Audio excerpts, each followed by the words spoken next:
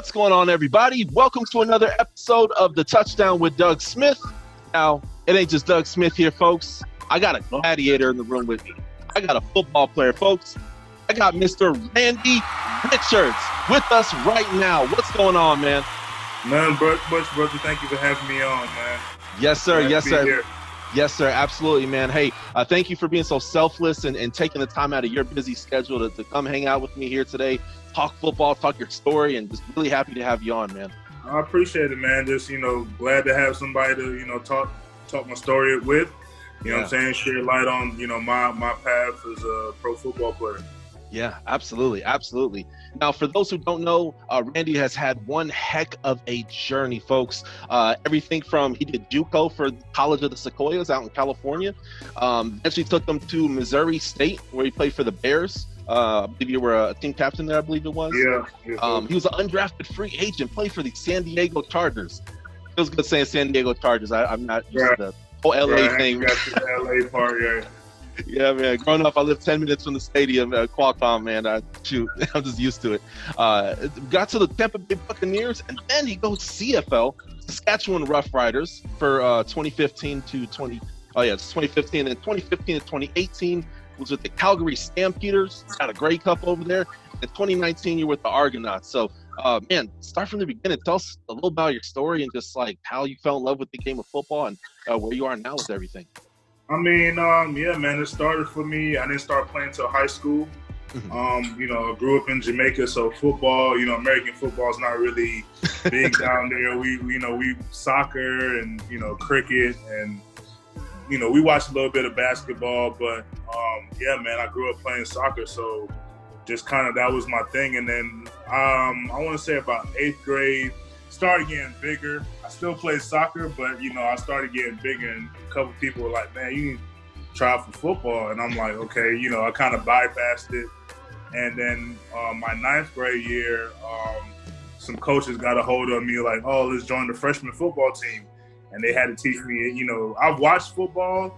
I knew it was real aggressive, you run and hit type deal, but, I didn't know the formality of it. So I had to learn everything from the ground up. And I played, defense first, D-tackle, defensive end. I always told the big guys. Right. It took me, I wasn't like crazy big, but I was, big enough. So, just kind of learning the in and outs of that. And then they moved me to O-line my junior year. And it just clicked, man. Like, I don't know what happened. And, honestly, I had a really good coach in high school. I had a really good coach. He was, big on fundamentals, big on, playing with aggression. So he kind of let me be me. Yeah. And I just used that defensive mentality and kind of took it to the offensive side and just, history from there. So I was fortunate enough to get a scholarship from FAU. That's where I originally signed out of Florida Atlantic. Yeah, Florida Atlantic. I was supposed to go to FAU. Yeah. And didn't qualify NCAA clearinghouse. So that's how I ended up at College of Sequoias. Okay. And missed it by like 10 points on my SAT and ACT score. That test is the devil. We could have a whole episode about that. You and I were talking real briefly. Yeah. But that's why I went D2. I didn't go D1 or anything. Yeah. I was like, no, I want to stop you there. Saying College of Sequoias. Now, there's a show on Netflix right now called Last Chance University. Yeah. How much of reality is that compared to what you went through? Man, this last season that Laney College, right? Yeah, Laney. That's 100% what I went through. Like I went to again. It was a community college. California don't give any scholarships. So for when I went there, I was under a work-study program. Okay. So that's how I was able to get my books. I pretty much paid my rent. I had to pay rent. Yeah. I paid rent out of my financial aid. So like it was rough, man. Like the 2 years, you definitely had to grow up fast. Like it was a lot of times, you literally like peanut butter and jelly like all day type deal. You know what I'm saying? Ramen noodles all day. Like that's what you had to eat. And you know what I'm saying? But you just was focused on like, man, I got to get out of here. You know what I'm saying? Like I got to get D1. Yeah. So like their reality is definitely true. Like, you know what I'm saying? Like a lot of guys, I've been around a lot of guys that's been in that same reality. You got kids, you know, D1 transfers that's trying to get out, you know. Yeah. And we had a really good team, man. Like I want to say that those 2 years I was there, we had more talent than any season the last chance you. That's for sure. Yeah, absolutely. And I was looking, Sheldon Richardson, he went to that school? Sheldon Richardson, yeah, Sheldon was there. Man, did you get a chance to play with him? Or? Yeah, Sheldon, I was there. He was there both years I was there. Wow, that's awesome. Yeah. Man, me and Sheldon used to go at it in practice. Like, he was probably the best defensive player I've ever seen. Like, he was the best big man athlete I've ever seen to that point, man. Like, 285, 290, run routes like a 240 tight end. Really?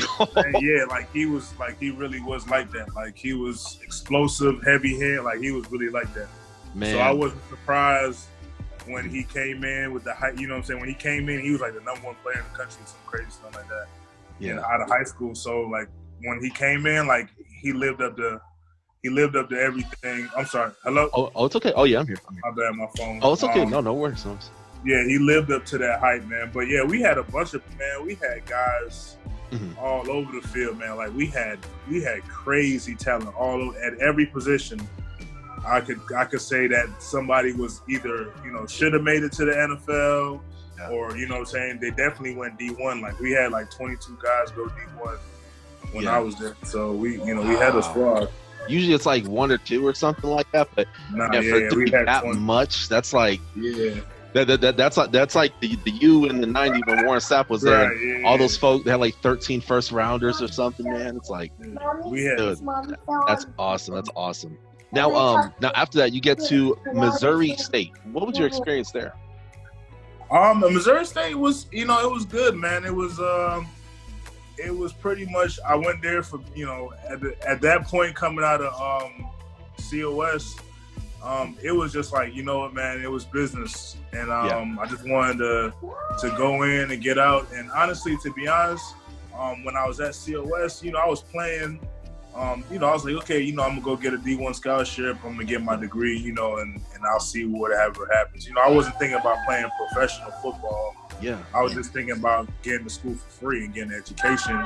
And my coach, O-line coach at the time, Irv Pankey, he played in the NFL for 16 years. Wow. And he was like, man, you know you're good enough to go to the NFL. Like you got more than enough talent to go to the NFL. And I was like, for real? And he was like, yeah, man, definitely. Like he gave me that confidence. And so at that point when I got to Missouri State and I, you know, finally got a home that I, you know what I'm saying, somewhere I could call home for school, I was just focused on, you know what I'm saying, balling out, trying to get to the league. Like I knew it was a 1AA school, so I had to work even harder.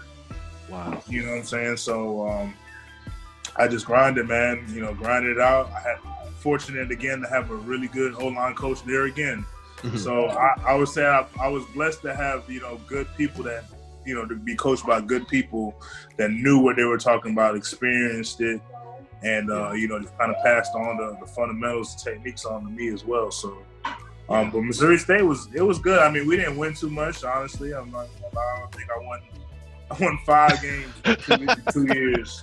Yeah. So, yeah, I didn't win much, but I mean, you know, individually, I did well, you know, all conference, all American, you know, first team, all that, you know, but for me, it's, you know, it's winning. So I wanted to be able to win and say I did, you know, this as a team, you know, as a team, but that wasn't the case. Yeah, absolutely. Yeah. And a lot of people don't realize that, you know, watching the game of football, man, it's like that person's a star, but why aren't they winning? There's so many there's the trenches. People don't realize battles are won and lost in the trenches, and there's coaching, there's scheme, there's what kind of quarterback you got, and there's so much that goes to it, man. So, but that's awesome that you were able to elevate that, and then of course you became a UDFA, undrafted free agent. How did that come about? Just, you know, again, you know, went through the whole pro day dynamics. I was training in Atlanta at the time. The agent I had at the time was just getting into, you know, the football aspect of sport, you know, the management side. So Really, again, he was, had well resources, knew good people. So I just kind of just worked my butt off, man. I had a few teams. San Diego was one of them that was trying to sign me as an undrafted free agent. Nice. That whole process was nerve wracking, man. Like that day 3 of the draft, man. Like, I had teams calling me like pretty much like 4th round, 5th round, like calling me but not drafting. I'm just like, yo, what's going on? Like, why are you calling me? Like, y'all calling me to see if I'm okay, and like, what are you calling me for? Like, call me if you're gonna draft me. So it was nerve wracking, man. Like, I was getting calls in the 4th round, 5th round, 6th round. I'm just like, damn, like, y'all calling me, but are y'all gonna draft me? So, but they were just pretty much calling me to see where my mind was at, I guess, and. Like, couple teams were like, well, we're out of draft picks, but we just want to let you know that, we want you to sign, after this, So I just kind of went where I felt comfortable. I went, San Diego had brought me out on a visit during that process. So I got to meet the coach. I got to meet the GM. I got to meet the staff, like, before, the actual draft. So, I felt real comfortable, with them. And again, I loved it, man. San Diego, like, that was probably one of the best experiences of my life. Yeah, man. Good town, man. Good town. I love it. Again, with the team that I went to, it was great. Nobody act, like, too big time to talk to rookies or anything like that. You know what I'm saying? So it was cool. Like, even Phillip Rivers, every now and then, drop a gem on me every now and then. And really? I had a couple. Nick Hardwick was one of the guys, my centers. Love there. Nick Hardwick, man. Yeah, he's a cool Was dude. Melvin Ingram on the team yet?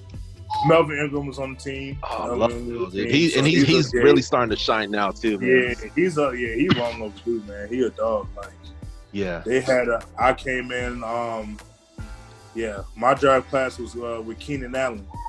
So Keenan Allen, like, that was one of the dudes I was pretty tight with too. Like, as coming in as a rookie, like, me and him would, chop it up every now and then. So he was, again, for a guy that just came in, got drafted, had the pressure on him.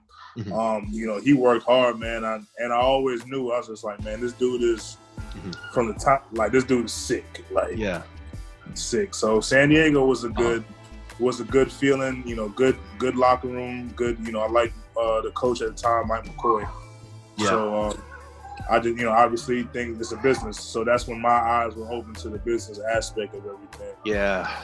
Everything changes because now there's money involved. There's money involved. You probably be in a Madden game, and then there's all these different things, and it's like, whoa, the game I loved it's different. There's this new layer that I never quite experienced. So, so eventually you go opposite side of the country or the continent. You go to Saskatchewan. How did that happen?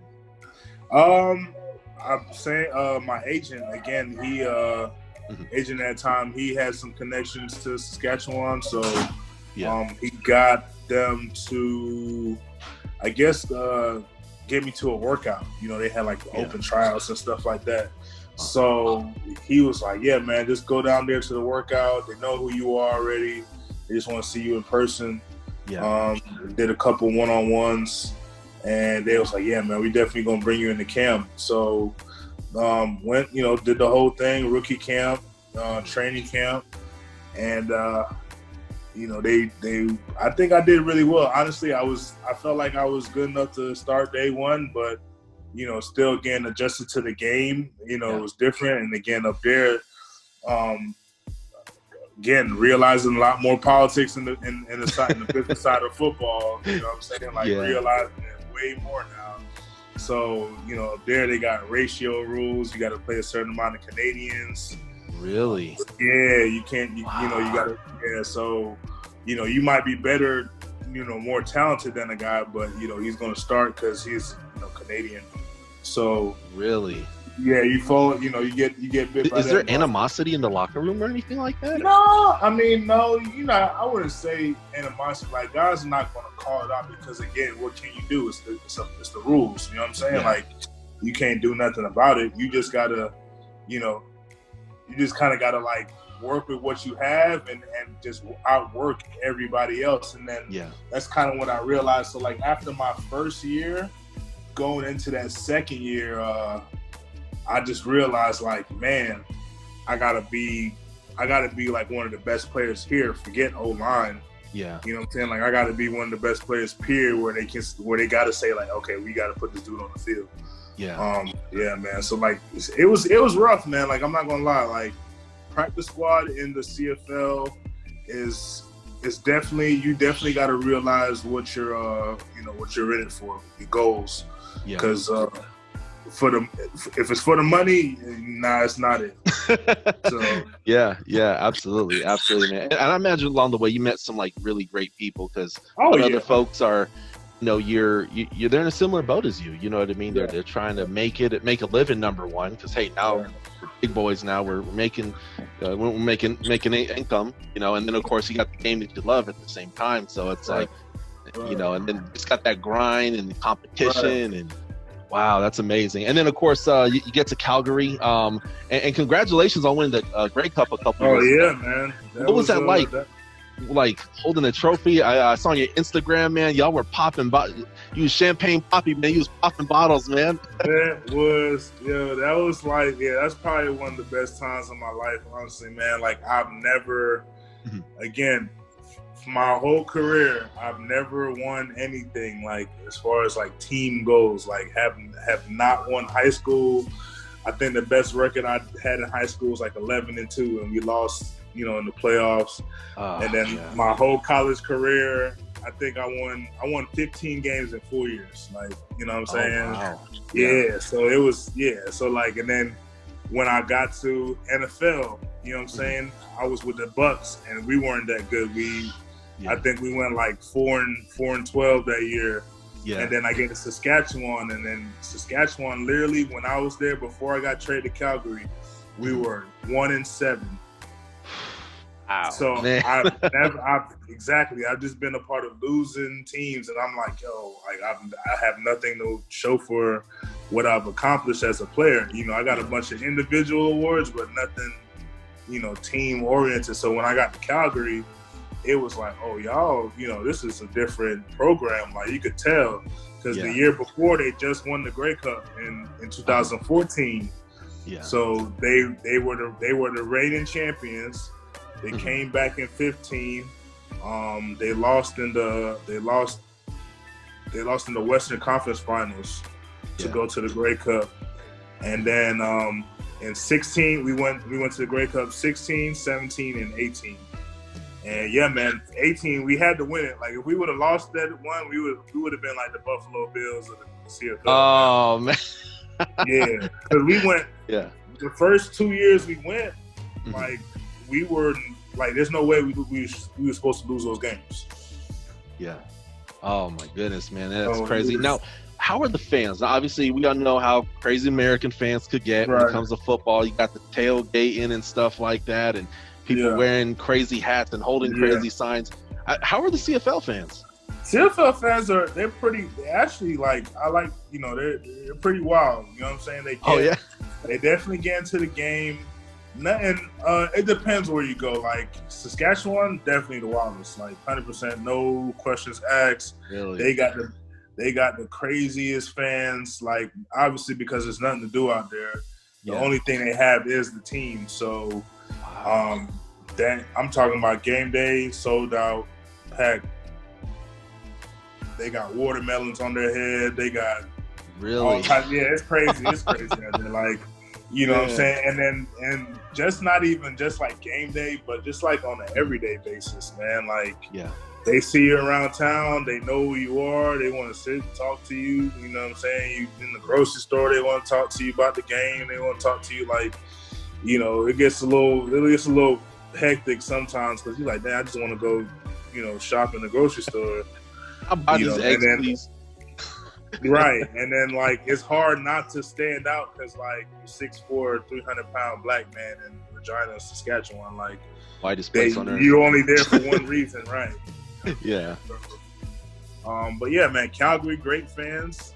You know what I'm saying? So Toronto, it was a little different this year, honestly, because again, we weren't winning. So, the stadium. It's a little different in Toronto too as well because, again with the Raptors this year being the talk of the town. Yeah. You know what I'm saying? The sports world, like, it's easy. Like, they got the Raptors, they got the Blue Jays, they got the Leafs, the Maple Leafs. Yeah. They got Toronto FC with the MLS team. So it's like you Drake, get lost. Bieber. It's kind of get lost.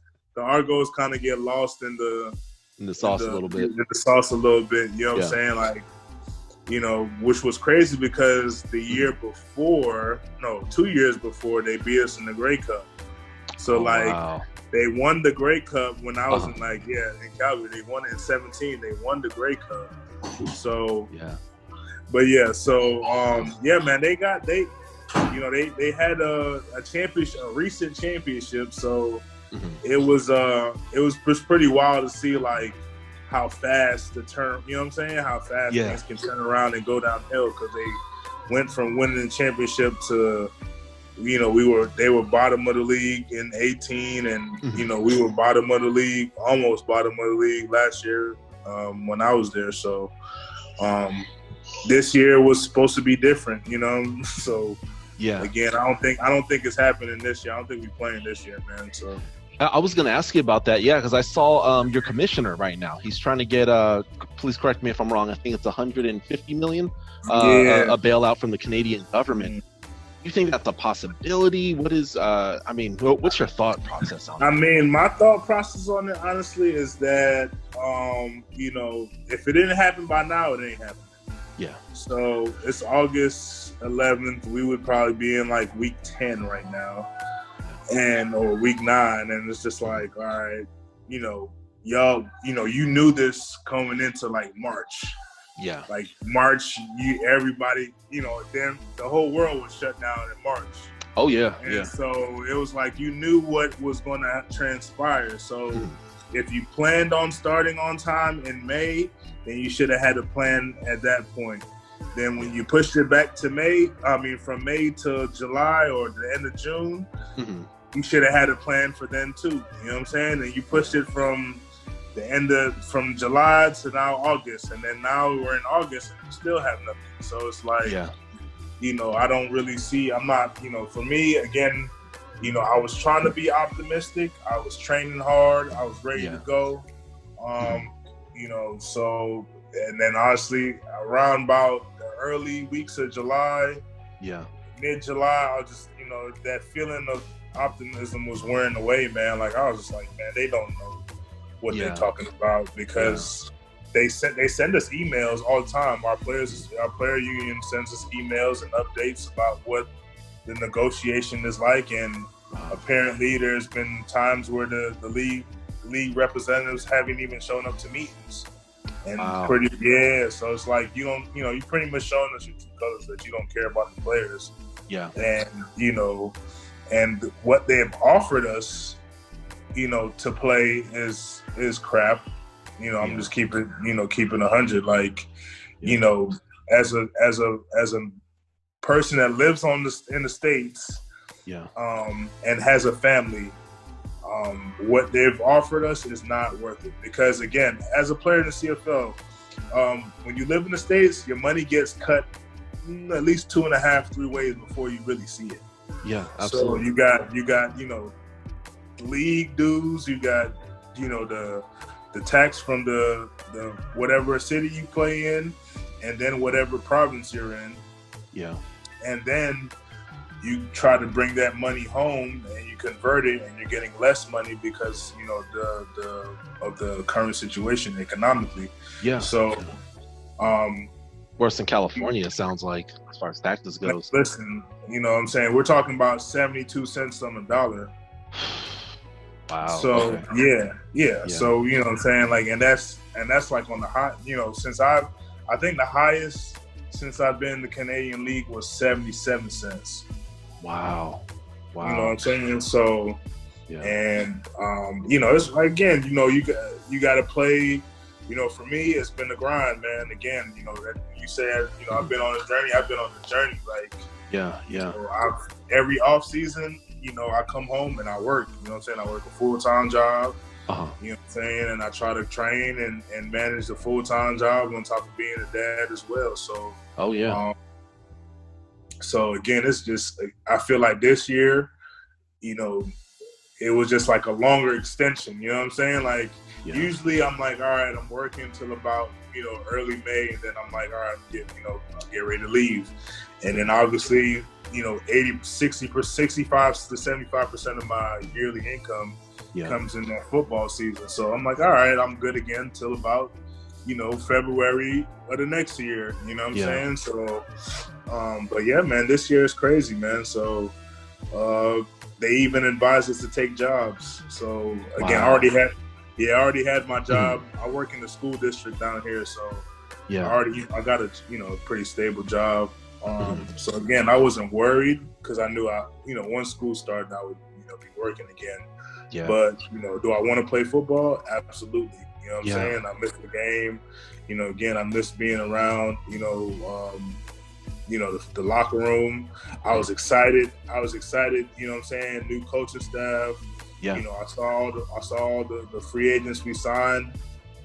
You know, a couple guys that I was close with that I played with in Calgary that I knew that were ballers, you know what I'm saying? So I was excited, looking forward to like what we were going to do, you know, as a team and an organization. So just a little disappointed that the league as a whole hasn't taken care of its players and hasn't shown much initiative to amend, you know, the situation that we have going on. So absolutely. And hopefully the commissioner.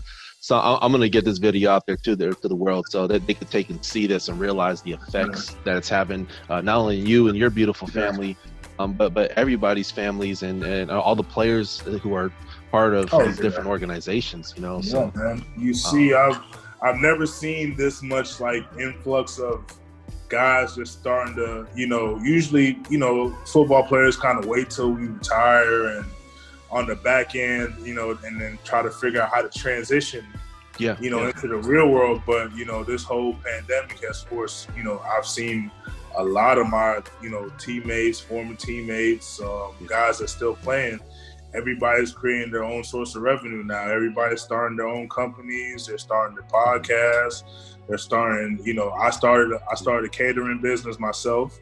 Awesome. You know what I'm saying? Yeah. So, it's you know, you kind of have to, man, when your back's against the wall and, you know, you kind of get left with no choice. You gotta have to do what you gotta do. Absolutely.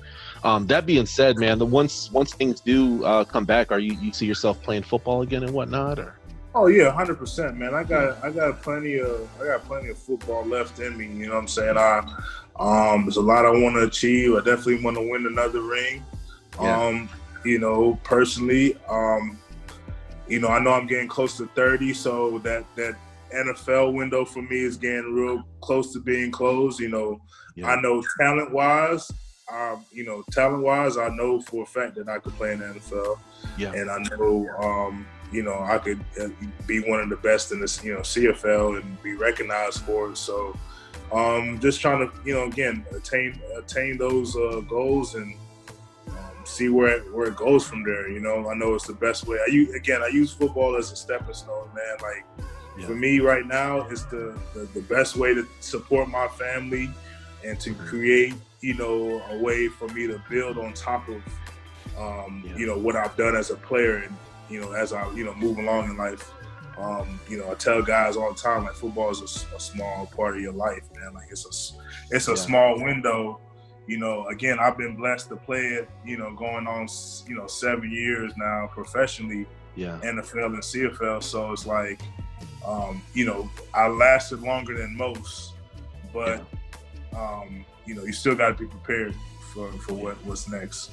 Absolutely. And that being said, you've had, as we mentioned multiple times in this conversation, you've had such an amazing journey that comes from somewhere deep. That being said, I have to ask you, for some people it's family, some people it's God, some people it's money or something else. What motivates you to this in general, like in life? I mean, again, what, you know, as a man in general, like I would say just, you know, for me, it's just not being just a guy, you know what I'm saying? Like, I just don't want to be just a guy, you know what I'm saying? Anything I do, I want to be good at it. I want to be great at it. So I live my life as such, you know what I'm saying? And then obviously being a father, that's, obviously a lot of added motivation and pressure. So, I was a father early, you know what I'm saying? Like right out of college. So, that pressure, right out of college. So it was like, hey, hurry, you playing football now? Yeah. Well, this is where you're going to have to take care of your kids. And, yeah. That was, my big, motivational factor. And again, for myself personally, just being good at and being great at whatever you decide to do, whatever your passion is, that's what motivated me. I didn't want to be the guy that be like, this guy's, he's trash, why he out? No, like every time I step on the field, practice, game, somebody was gonna know, hey, he came to play, he worked hard. So I just try to lead that every time, I go out there. Yeah, definitely. It sounds like you leave it all on the field, man. And that being said, really quickly before you go, what would you say like your top 3 moments in this beautiful journey of football? If you could put it in a book and the chapter is called your top 3 moments, what would you say those are? Top moment for sure was winning that Grey Cup, man. Like, yeah, that was just like a relief for me. Like I've never felt nothing like that. To just feel to obviously get to the ultimate top of the mountain. Ultimate top of the mountain, and then yes, just like Grandma said I could talk to Mommy. Okay, go ahead, talk to Mommy. Oh, it's all good. No, you're good, man. Yeah, so like again, just winning that Grey Cup was definitely a highlight of my life as a football player. And I'm trying to think, man, and just honestly, just being experienced in the NFL, man, like. Being around guys that I grew up watching, what I'm saying, that you see on TV and now you're a part of it. And so it was a little surreal to me. Yeah. At first, what I'm saying, I honestly could say that I probably shouldn't have been as starstruck as I was, but right. Like I was just such a fan of the game that, when you saw guys, you just like, oh crap. Yeah, that's so.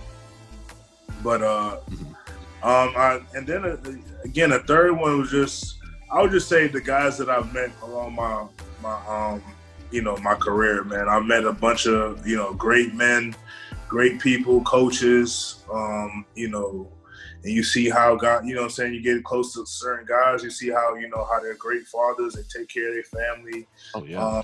So the experiences that you share, man, like. You can't take those away. So you make lifetime friendships, and and even those things again they lead to even bigger bigger things and bigger roads. So those are my 3 my highlight of my career, man. I want to keep it going. I got a little bit left in me for sure. What I'm saying, I won't say a little bit. I got a lot left in me, but obviously. God willing, how this thing goes, and we'll see how everything shakes out. Again, whenever we decide to suit up, I'll be ready. So, again, I just wanted the league as a whole to do a better job of taking care of the players, man. Take care of people. Yeah. You know what I'm saying? Taking care of the people. Like at the end of the day, man, we people too. You know what I'm saying? Like we got families. We got what I'm saying, people that depended on us. So. For them to kind of just put us to the wayside, knowing that guys are working, that are working or were working so hard, what I'm saying, to give their best, foot forward this season is kind of disappointing. So, I love the CFL, man. Like I tell people all the time, like if the CFL and the NFL had the same pay grade. I probably take the CFL still, man. Like I like the game. Like it's a little exciting. It's different. Big like, field I like too. The game. I was saying a big field too, man. The end zone. I mean, field, a lot of running. Bigger field, a lot of running. You know what I'm saying? But it's like it's a little bit more. For me, it's a little bit more exciting. Like anything can happen at a blink of an eye. Like anything can happen. It's crazy. Like we in the Grey Cup, man. My boy takes it 97 yards on a punt return. Like I wasn't expecting that. Like. at all. Like, and it's that you know what I'm saying, stuff like that happens. And, you know, we've been on the other end of magical moments for other teams. So you know what I'm saying? On the receiving end and giving. Yeah. Anything can happen. Like, again, went to 3 Grey Cups. 2 of the Grey Cups we lost to 500 teams. Wow. So, yeah, like, and anything can go down. Anything could go down. That's what I'm saying. Like, that's why I like to see it feel like anything could go down. Like, you know, NFL, you know, every now and then you got something like last year with the Titans beating the Ravens. You know what I'm saying? You got stuff random like, too. Right. You know what I'm saying? Like, you got something like that where you like, dang, that's not supposed to happen. You know what I'm saying? But like the CFL, literally, like, it doesn't matter. Like, if you got a shot, if you play, you got a shot to win, man. Like, that's really how it is up there. Anything can happen. So. Yeah, absolutely. Well, man, it's been really, really, really great having you on the show, man. For you just taking the time out of your busy schedule just to shed light on current state of the CFL, your amazing journey, and man, just like, I'm a real good judge of character, man. Just seeing where your head's at, man. Like, this ain't the end of the road for you, man. Right. Like, God has a plan for you, man, and your best days are ahead of you, man, for sure, man. Really quickly before you go, any shout outs and stuff like that? Man, shout out to my wife, Dominique, my son, JoJo, you know, my daughters, Nyla and Riley. My business, Big Dog Bust Down. If y'all get a chance, man, go follow that page. Man throws down, y'all. Yeah, Big Dog Bust Down. Where can they follow you at, too? Yeah, man, it's on IG, so IG at Big Dog Bust Down, Facebook Big Dog Bust Down. Again, just trying to get the, you know, the way of life now. Everything is through social media advertising, man. So you know, the bigger you can advertise, the more people you can get to, the bigger the opportunities come, the more the opportunities come, man. So you see people all over the place nowadays just booming up from Instagram and social media. You like, dang, are you a billionaire now? Because social media. Yeah, it's crazy. So hey, why not ride the wave? Absolutely, and this is the time to do it. This is the time to 100% be an entrepreneur, explore man, and stuff. Absolutely, man, absolutely. And what message, with everything you've been through, really quickly before you go, what message do you have for kids as far as following their dreams and whatnot? I mean, just, you know, again, put the work in, man. Everything you got a talent. I tell people, whatever your talent is, let that be your drive, your passion that you feed into it. It'll take you far and wide, man. Like, you know, again, just work hard. And, you know, my biggest thing too is, I say it all the time, control what you can control. You know, you can't control what, you know, obviously what a coach, what a coach may play, XYZ, or, you know, what happens on a play, but you can control the effort you put in, the hard work you put in, you know what I'm saying? Like, that you can control. And then with that variable of you putting the work and the effort, you know, a coach will see what you've done and can take that into consideration to, you know what I'm saying, to either play or whatever it is in life. Same thing, you know. Again, I work in the workforce, you know, half the year. So the same thing that applies in football applies into the workforce. Like, it's the same thing with any career in life. So just control what you can control, and that's effort, you know what I'm saying, dedication. Yeah. Faith and family. That's it for me, for real. Amen, brother. Well, man, thank you so much for taking and coming on the show, man. And hey, folks, make sure you go ahead and follow this man's business, okay? I'm gonna make sure that I have the link in the description box below. Go ahead, hit that, follow him, support him, donate. I mean, this man's super reachable. So, and when you're doing it, you're not only helping him out, you're helping out his wife, his kids, his whole family. So, but dude, hey, we definitely got to do this again, man. Thanks for coming on the show, man. Anytime, man. Anytime. It was a pleasure. Definitely great meeting you, man. Again, you got big things going ahead of you, man. So, and anybody you need to get on here, you let me know. I got you too, man. I'll put the word out. I appreciate it. Yeah. Awesome, man. Well, hey, I know you have places to go, man. And Duke, God bless you, man. And be safe. And I know the world is literally, no pun intended, upside down right now. Right. So, man, just take care of your loved ones, man. You're my prayers, man. And Duke, thanks for so much for stopping by, man. No problem, man. Appreciate it. Thank you, man. Same to you as well, man. Yes, sir.